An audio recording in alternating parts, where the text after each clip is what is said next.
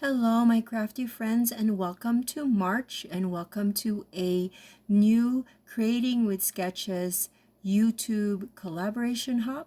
This is where I collaborate, or I should say, I go with the hop with some really talented paper crafters, and we base our projects on a specific sketch created by Allison Davis, specifically created for her Creating with Sketches class. This is an online, it's more of a bundle where you get a class in the beginning and then you have 10 sketches, and then she gives you lots of different variations of that sketch, which is wonderful. I would say it's a really good bang for your buck because you get a lot of sketches. There's, I think, I want to say at least over 100, if not more. It's really good, and the class in the beginning is also really good because it gives you an idea of how to not just look at your sketches kind of in the just on the surface. Like, there's different ways that you can use one sketch and make it look different.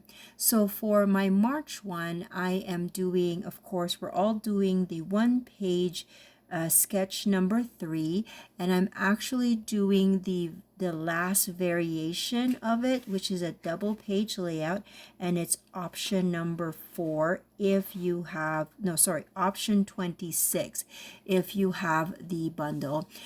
Basically, the premise of the sketch is that there are strips of paper. In the original, they go horizontal, but in the variation that I'm doing, they're actually going vertical, which worked better for my 2-page layout. And I have to say, this is one of my favorite layouts that I have made thus far this year. I love the colors that I was able to bring into my layout. Of course, I love the pictures because it's group pictures of me and my family. These were taken in 2021, summer 21, right before, was it summer 20? Yeah, it would have been summer of 20. Sorry, I had to think about that. Summer 21, before my son left for his mission. We are a member of the Church of Jesus Christ of Latter-day Saints, and our young men and women are able to go on, they call a proselyting mission, where they go and try to meet friends and share the gospel with them. And most of the young men that go are 18 years old. My son did go when he was 19, and then girls can go at 19. The boys stay or they go on their mission for 2 years, and then the girls 18 months. So my son, I'm very excited to say, will be coming home this year in end of June. So we're so excited about that. But making this layout just made it extra special, knowing that we are almost done with the 2 years of not being able to see him. That's another thing about the missions, is they go to wherever country they're assigned to. My son stayed here in America, but he is in Tennessee right now, and so we haven't seen him. We've video chatted with him a few times, but we haven't seen him in person for almost 2 years. So I'm very excited about that. But like I said, it just made making this layout even more special, knowing that this was a memory that was captured right before he left.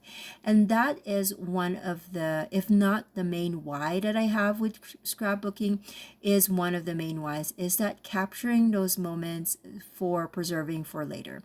I don't know about you, but I have found myself, especially as I've gotten older, that when I look back at my old scrapbooks, it just makes me so giddy and happy that those memories were documented. Because I'm sure you've heard this, but time goes by really fast, and before you know it, your kids are grown up and they're not the same. And just having that ability, that opportunity to capture them in in books like our scrapbooks really makes a difference. Okay, so here I'm gonna do a little bit variation. So in my mind, I wanted to do kind of a like the how to explain this? The vertical strip is cut off on the bottom, and then there's going to be a heart that is the same pattern paper, and then it's just kind of coming off of that. That was like in my vision for it, but it wasn't quite working because, as you can see, the strips had to be really close together. So if I did that where like the top part of a heart is cut off from the bottom, and then I have another heart that the same pattern paper going on the bottom, it's going to overlap with the paper right next to the strip. And so now I'm kind of thinking, okay, that it needs to be on two of the strips, but then it just, I don't know, the execution for me was a tough way to do it, especially with the strips being that close. So I just decided that I will actually cut the heart from the two connecting or two next to each other pattern paper, where one half of the heart is on the left paper and then the other half of the heart on the right paper. So that's what I'm doing here. I'm almost done. As you can see on the top right of my video, I've already have the half hearts that I have pre-cut before.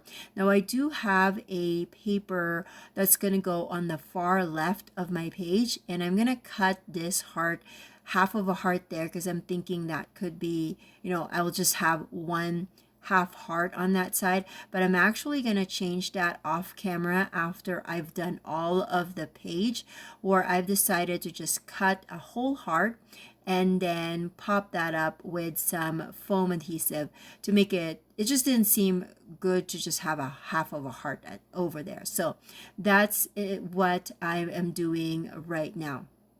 I'm also trying to calculate how long the strips need to be, because it doesn't need to span the whole entire length of the paper, because I do want to show some of the background paper that I have, but at the same time on the sketch it didn't span from the very top to the very bottom. So I'm kind of following the sketch in that regard, but I am cutting down 2 inches off of my 12-inch strips in order for me to just have 10-inch strips.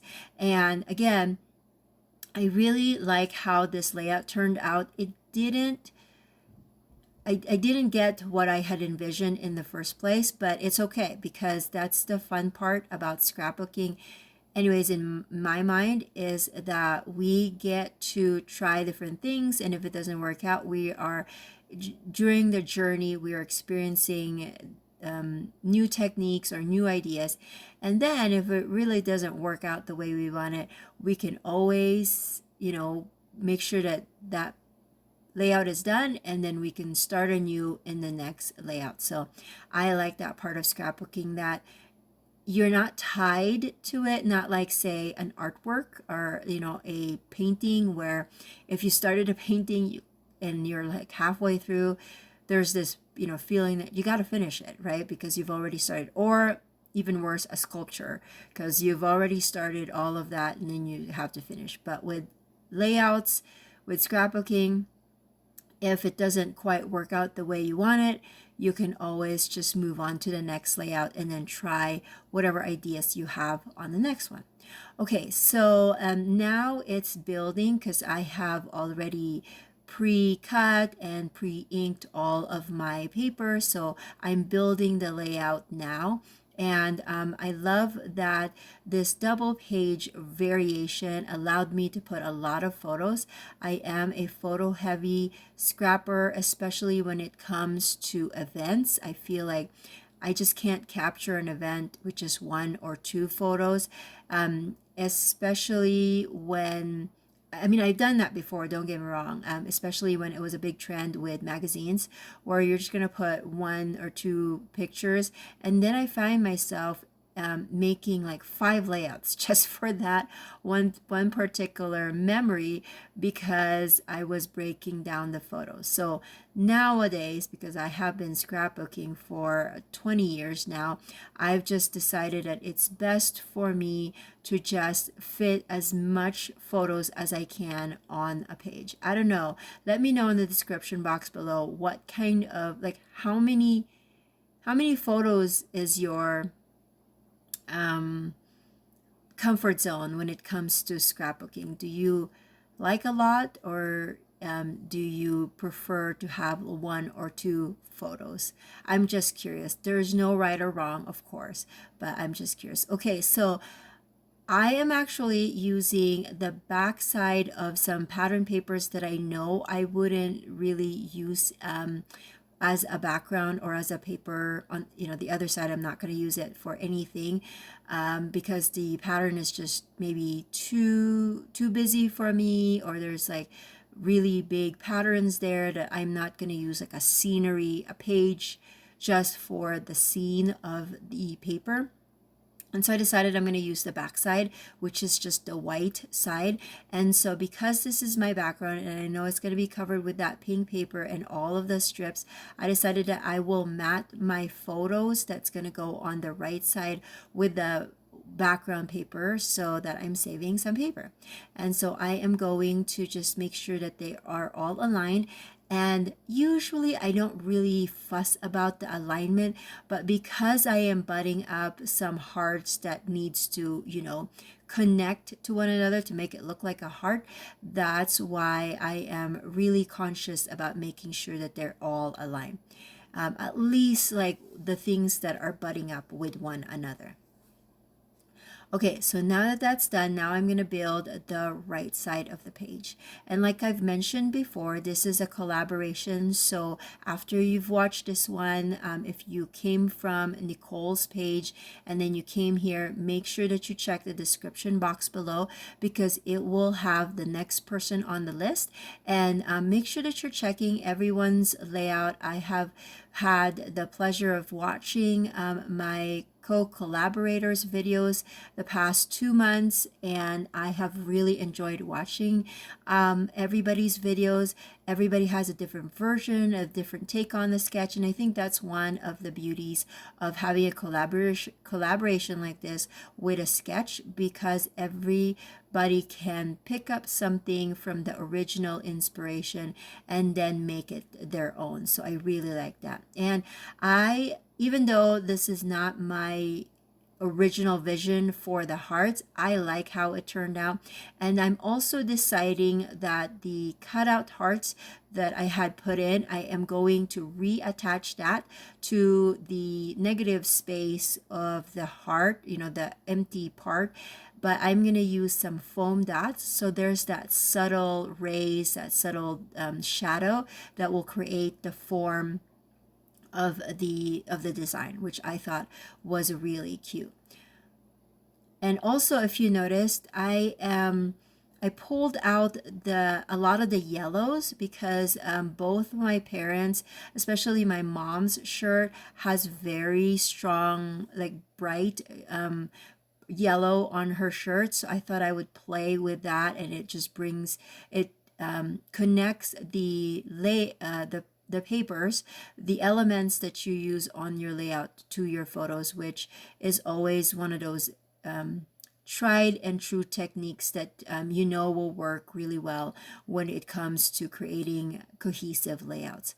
I've also, off camera, I used my old typewriter. I have a Royal typewriter, and I use that to type up my journaling on that 3x4 card.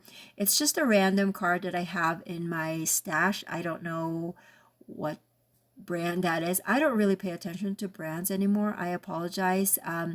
There was a time where every single layout that I created, I had written up a supply list for it because I was very heavily engage, or I did a lot of publications. I participated in all of that, and so there was a time in my scrapbooking where every single layout, every single project, I had a list of supplies. But now I'm just doing my own thing, which, in some ways it's so freeing. You have you have those moments, and this is the season of my life where I am just enjoying creating. Okay, so here is the part where I had put in the heart, and I like it. It looks good, but I'm going to end up actually cutting another heart and then putting a full one on top of the heart on the left, just because it just didn't feel right that it was just half of a heart. Another thing that I decided to pull out from my stash is this rotary, I think like I don't know what it's called, but it's for sewing, where it just creates these little dots for your stitching. And I used to do this all the time, but I like to add it to some more neutral colors so that it'll give that little bit of texture and design on the layout. It's very, very subtle, but I like that it's if you do it right, your dots will be straight and it looks like you stitched on it. I think it's a stitching guide, I want to say.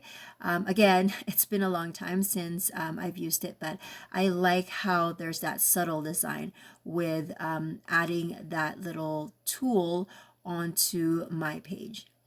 So I'm almost done creating this right side. I have to kind of brush it off because for some reason it leaves a little bit of mark. I think it's when I'm rolling it and it's pushing onto the paper.